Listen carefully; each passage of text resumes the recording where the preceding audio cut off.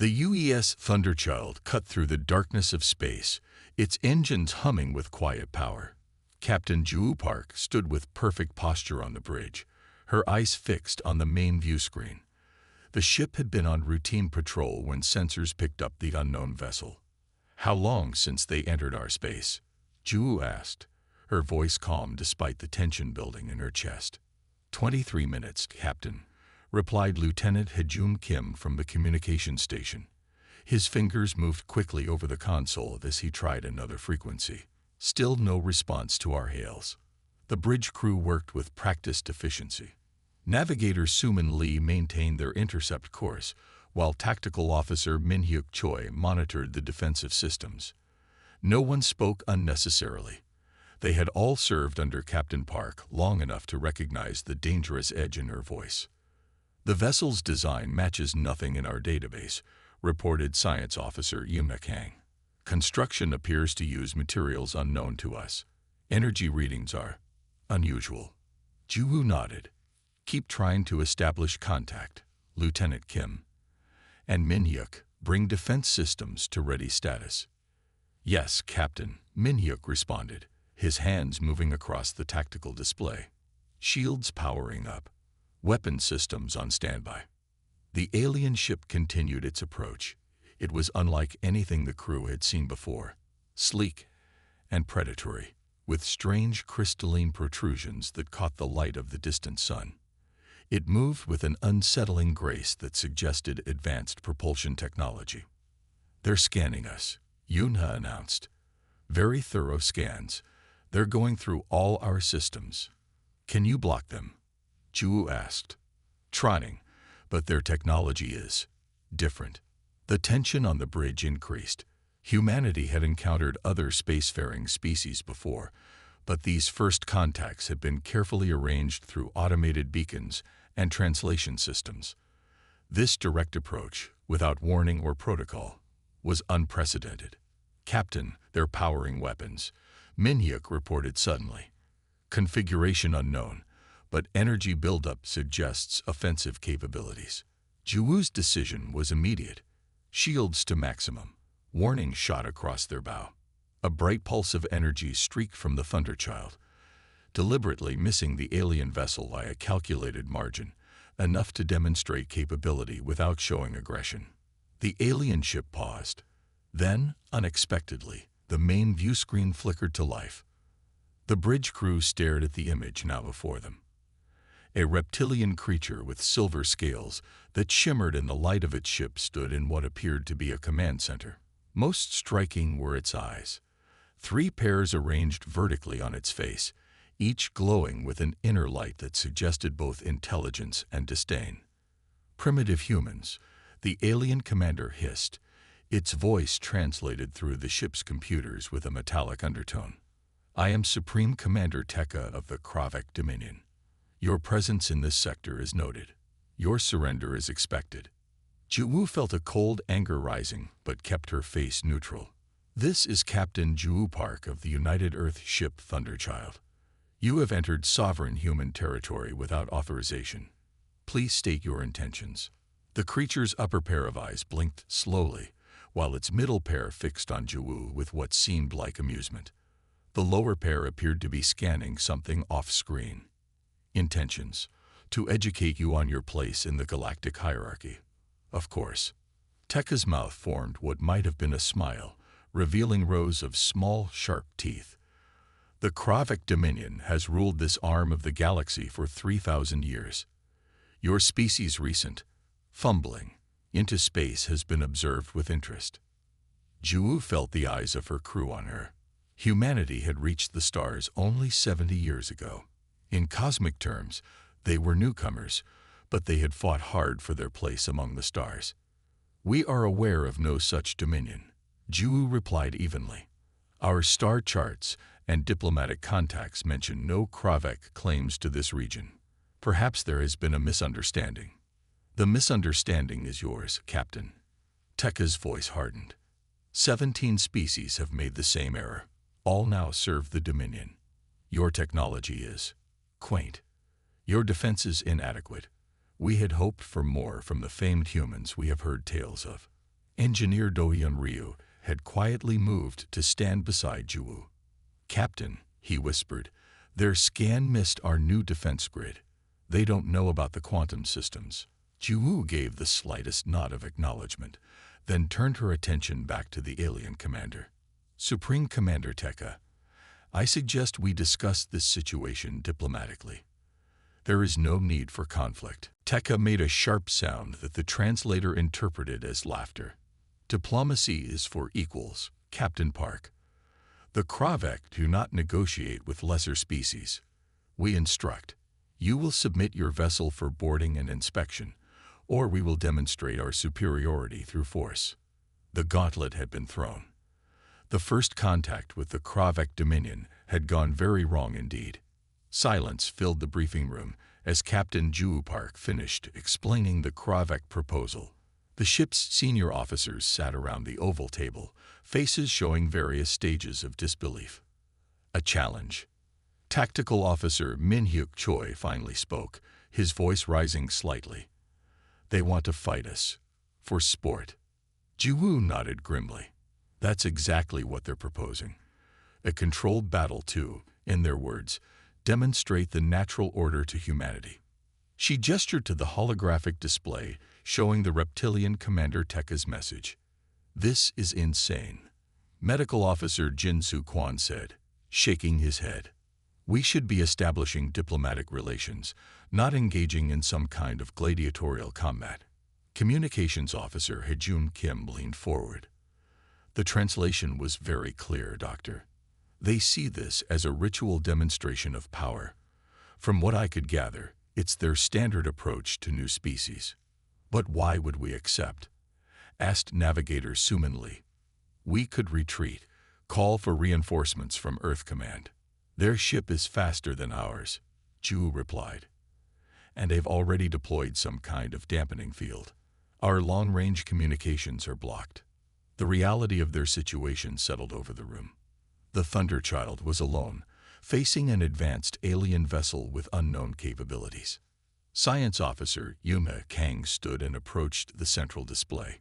With a few gestures, she brought up a detailed scan of the Kravek vessel. "I've analyzed what data we could gather," she said. "Their hull composition suggests vulnerability to our particle cannons." She highlighted several sections of the alien ship. "These areas in particular show resonance patterns that might be exploited." "But," Ju prompted, hearing the hesitation in Yuna's voice. "But their weapons systems outclass ours by approximately 30%, Yuna admitted. "And their shielding technology operates on principles we haven't seen before." Min-hyuk studied the readouts. "In a straight fight, we're at a significant disadvantage." "Then we avoid a straight fight," Engineer Do-hyun Ryu said quietly. All eyes turned to him. The usually reserved engineer rarely spoke during briefings unless directly addressed. "Go on," Ju encouraged.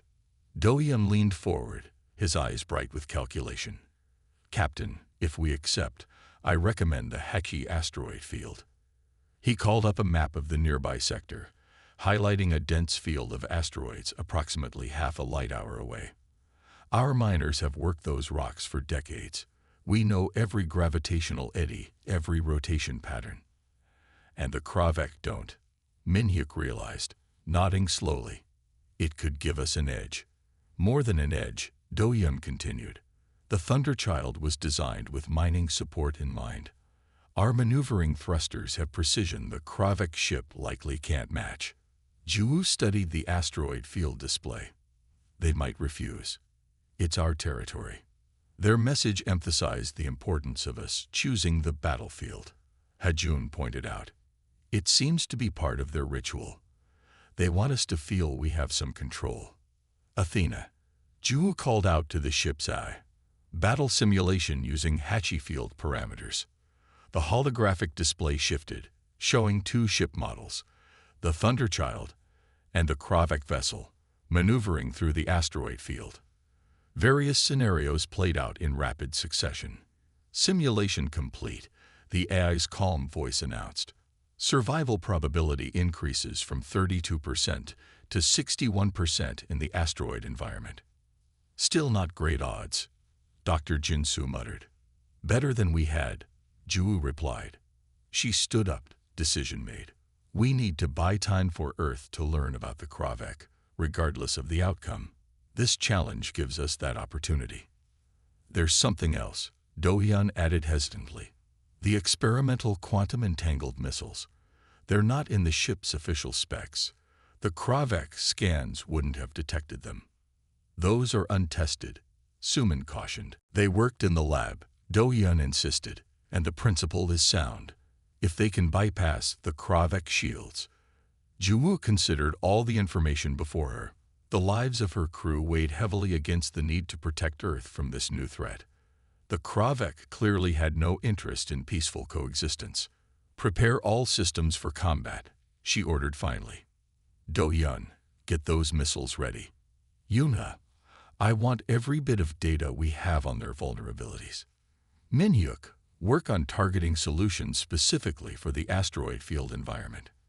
The officers nodded, a new determination in their expressions. Ju tapped her console, opening a channel. The reptilian face of Commander Tekka appeared on the screen, all 6 eyes regarding her with cold interest.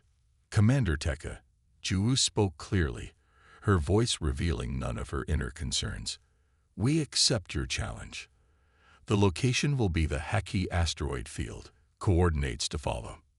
Tekka's upper eyes blinked slowly. An interesting choice, Captain. The Kravek Dominion accepts. Prepare your ship and crew. You have 2 hours before the demonstration begins. As the transmission ended, Ju looked around at her officers. Let's show them what humans are made of. The time before battle passed quickly on the Thunderchild. In the main briefing room, Science Officer Yume Kang presented her findings to the gathered crew. Her usually calm face was tense as she displayed images of strange alien worlds. They've conquered 17 species, she reported, her voice steady despite the troubling information.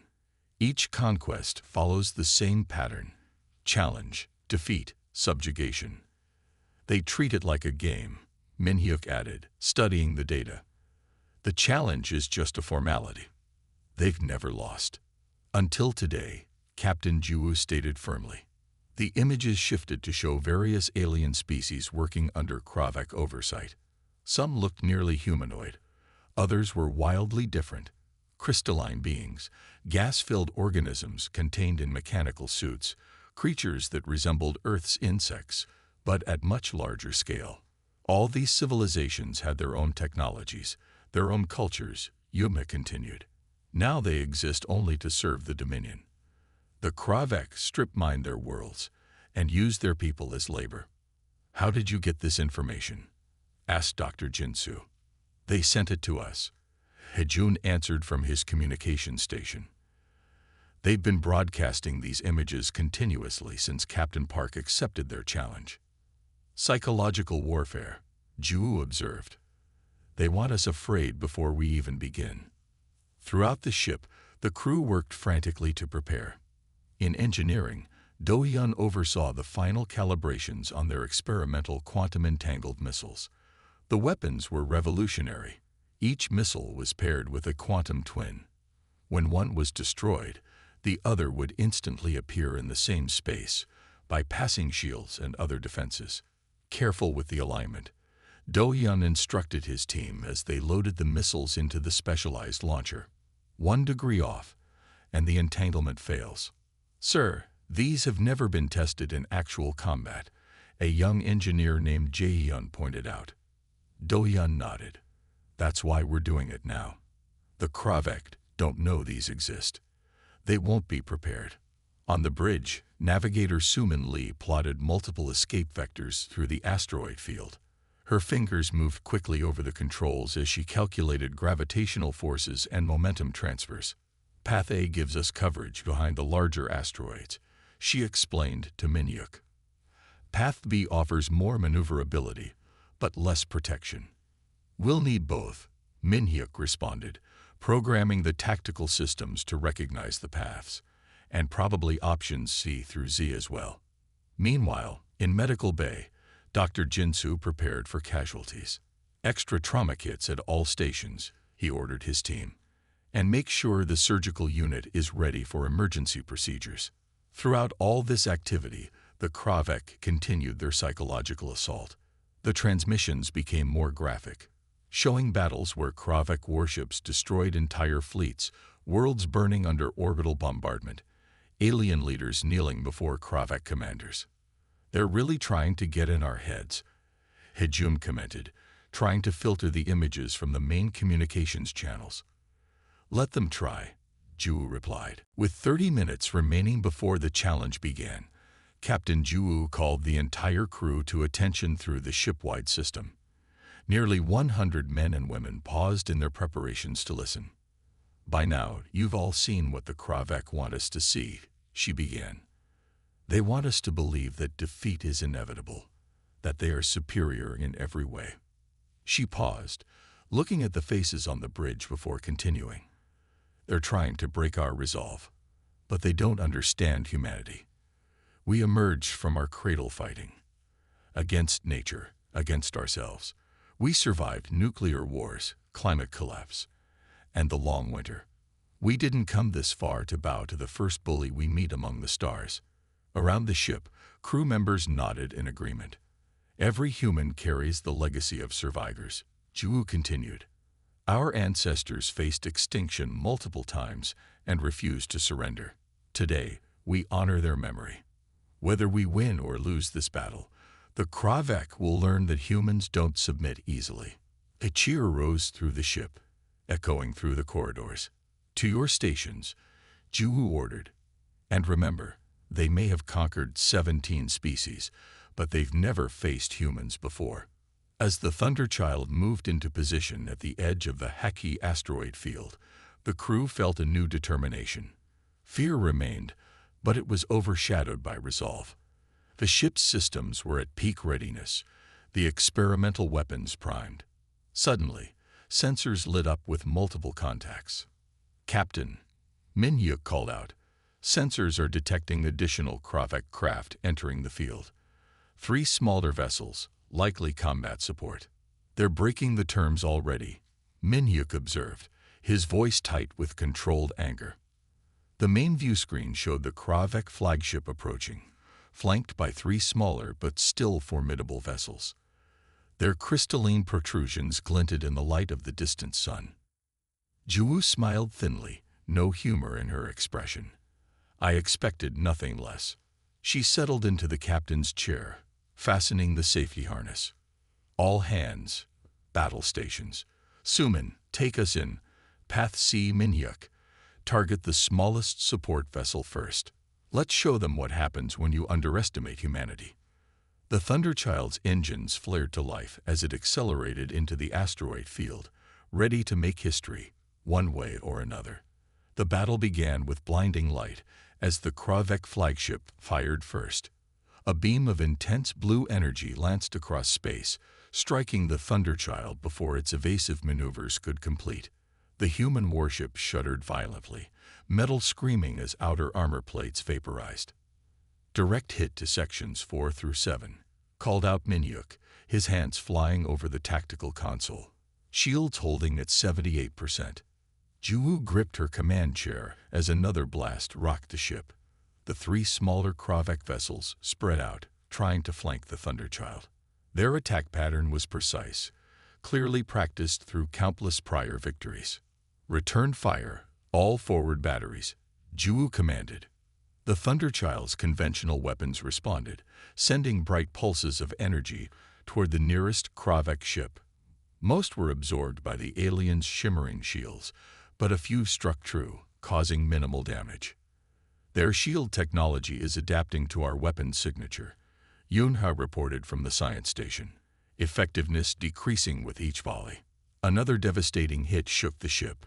Lights flickered, and several consoles sparked. The smell of burned circuitry filled the bridge. "Shields at 42%, reported Minyuk, as another blast rocked the ship. A support beam crashed down from the ceiling, narrowly missing Navigator Suman. Ju opened the ship-wide channel. "Engineering. Status report. Multiple systems failures, Captain." Dohyun's voice came back, strained but steady. Coolant leak in Section 5. Primary power relays damage. Switching to backups now. In the medical bay, Dr. Jinsu Kwan worked frantically to stabilize the wounded. The first casualties had already arrived. Crew members with burns and impact injuries from damaged sections of the ship. More plasma now. He ordered his team as they fought to save a young engineer whose leg had been crushed when a power conduit exploded. Back on the bridge, Suman called out, "Captain, we can't maintain this exchange. Their combined firepower is overwhelming our defenses." Ju studied the tactical display, noting the positions of the Kravek vessels and the surrounding asteroids. A plan formed in her mind. "Execute maneuver Heta," Ju ordered. Suman immediately understood. Her hands danced across the navigation controls, and the Thunderchild abruptly changed course, diving toward a massive asteroid. The sudden shift caused the Kravek fire to miss temporarily. "All power to rear thrusters," Ju commanded. The Thunderchild accelerated, engines straining as it approached the asteroid at dangerous speed. The Kravek ships followed, clearly believing they had the human vessel cornered. "They're pursuing all 4 vessels," Minhyuk confirmed. "Distance closing." "Steady," Ju urged as the massive rock filled their view screen. "Steady." At the last possible moment, Suman fired the maneuvering thrusters at full power. The Thunderchild skimmed the asteroid's surface, using its gravity well to swing around in a tight arc.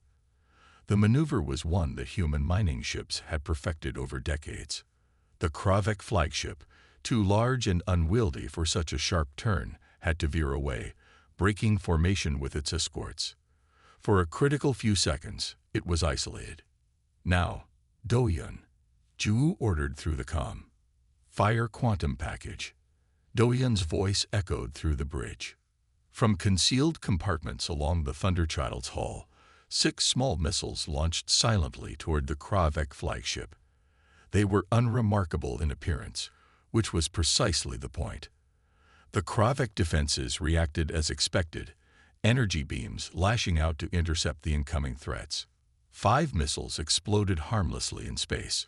The Kravek crew likely felt satisfaction at their easy defense. Then physics bent. The quantum twins of the destroyed missiles, entangled at the subatomic level, instantly materialized in the exact same locations where their partners had been destroyed. Only now, they were already past the shields, directly adjacent to the Kravek hull. The explosion was spectacular. Brilliant white light bloomed against the darkness of space as the quantum weapons detonated in perfect synchronization. The Kravek flagship's shields flickered and failed, unable to stop damage that originated inside their perimeter. Great chunks of the alien vessel's crystalline structure broke away. Atmosphere vented from multiple breaches, forming brief, beautiful clouds that dissipated into vacuum. The Kravek flagship listed to one side, its sleek form now crippled and burning. "Direct hits," Minhyuk called out, unable to keep the excitement from his voice. "Their primary weapons array is offline, engine power dropping to critical levels." The escort vessels, seeing their flagship in distress, immediately moved to protect it, forming a defensive barrier between it and the Thunderchild. "They're regrouping," Suman reported, changing formation to shield their command ship. But the Thunderchild was already executing its next attack run, weaving through the asteroid field with precision that the larger Kravek vessels couldn't match. "Target the nearest escort," Ju ordered. "All conventional weapons, full spread." As the human warship dove toward its next target, Ju allowed herself a moment of grim satisfaction. "They never expected us to fight like this," she said, as damage reports from the main Kravek vessel continued to stream in. "They thought we were prey." The battle was far from over. The Thunderchild had taken significant damage, and 3 Kravek ships remained combat-capable. But for the first time in 17 conquests, the Kravek Dominion faced an opponent who refused to follow their script. Humanity had announced its presence among the stars, not with diplomacy, but with defiance. The airlock hissed open, Captain Juwu Park led the boarding party onto the crippled Kravek flagship. She wore a sealed combat suit with the Thunderchild's insignia on the shoulder. Behind her came Tactical Officer Min-hyuk Choi, Science Officer Yumha Kang, and 4 security personnel, all armed with pulse rifles. The interior of the alien vessel was strangely beautiful. Corridors made of crystalline materials glowed with soft internal light. The air was breathable, but had a sweet, unfamiliar scent that their suit filters partially blocked. "Stay alert," Juwu ordered. "We don't know how many survived." They moved forward cautiously, following Yunha's scanner readings toward the command center. Along the way, they encountered small groups of Kravek crew members. The aliens stood motionless, their 6 eyes watching the humans with a mixture of fear and disbelief. None offered resistance. "They can't process what's happening," Yumha whispered. "According to the data we gathered, the Kravek haven't lost a challenge in over 400 years. The command center doors were partially melted from the battle damage. Min-hyuk had to use a portable cutter to create an opening large enough for them to pass through." Inside, 7 Kravek officers stood at their stations. At the center, on an elevated platform, Supreme Commander Tekka waited. His silver scales were dulled with defeat, several cracked from the battle. Dark fluid leaked from a wound on his upper arm. "Captain Park," Tekka said, his translated voice lacking the arrogance it had held earlier. "You have violated all known patterns of conquest." "We didn't come to be conquered," Juwu replied simply. She gestured for the security team to secure the room. The Kravek officers offered no resistance as they were moved to one side of the command center. Tekka stepped down from his platform, approaching Juwu with a strange, formal gait. "How?" he demanded. "Your species is barely a century into space travel. Your technology is primitive. Your tactics should have been predictable." Juwu removed her helmet, meeting the alien's gaze directly. "We learned to fight before we learned to speak," she replied simply. "Conflict shaped us, but so did cooperation." Yunha had already begun accessing the Kravek computer systems. Her face grew increasingly concerned as she reviewed the data. "Captain," she called urgently, "you need to see this." The display showed a massive fleet of Kravek vessels, at least 50 ships, each larger than the flagship they now stood on. According to the timestamps, the fleet had departed from the Kravek home system 3 weeks ago. "This was merely a scouting force," Yunha explained. "Tekka was sent ahead to prepare our system for conquest. The main fleet is already on its way." Juwu turned to Tekka. "Is this true?" The Kravek commander's middle eyes blinked slowly. "The Dominion does not waste resources. Had you submitted, as all others have, your transition would have been managed. Now the full might of the Kravek will descend upon your worlds." "How much time do we have?" Min-hyuk asked. Yunha studied the data. "At their current speed, approximately 78 days until they reach our outer colonies." Juwu nodded, decision made. "Download everything. Technical specifications, tactical data, fleet movements, everything." As Yunha worked, Juwu addressed Tekka again. "Your ship is now under our control. You and your crew will be treated according to our protocols for prisoners of war, with dignity and proper care. In return, I expect your cooperation." Tekka seemed confused by this statement. "We have lost the challenge. By our traditions, we should be executed or enslaved." "That's not how humans operate," Juwu replied. "At least, not anymore." 6 hours later, the Thunderchild was underway, towing the captured Kravek vessel behind it. Emergency repairs had restored most critical systems, though the human warship still bore the scars of battle. On the bridge, Communications Officer Hajun sent the battle data and alien intelligence to Earth Command in a tightly encrypted transmission. "Message sent, Captain," he reported. "Earth Command acknowledges receipt. They're already mobilizing the fleet. Will it be enough?" asked Navigator Suman softly. No one answered. The data they had recovered painted a grim picture. The Kravek Dominion controlled hundreds of worlds, commanded thousands of ships, and had technologies that, in many areas, surpassed human understanding. As the shift ended, Ju stood alone at the viewport in her quarters, watching stars streak by. The damage to her ship had limited their speed, making the journey home longer than usual. She welcomed the extra time. Earth would need every day to prepare. A soft chime announced a visitor. Min-hyuk entered, carrying 2 cups of tea. "Thought you might need this," he said, offering one to Ju. They stood in comfortable silence, watching the stars together. "Do you think we're ready for what's coming, Captain?" asked Min-hyuk finally. Ju considered the question, taking the slow sip of tea. The weight of what they had learned, of what was coming, pressed heavily on her.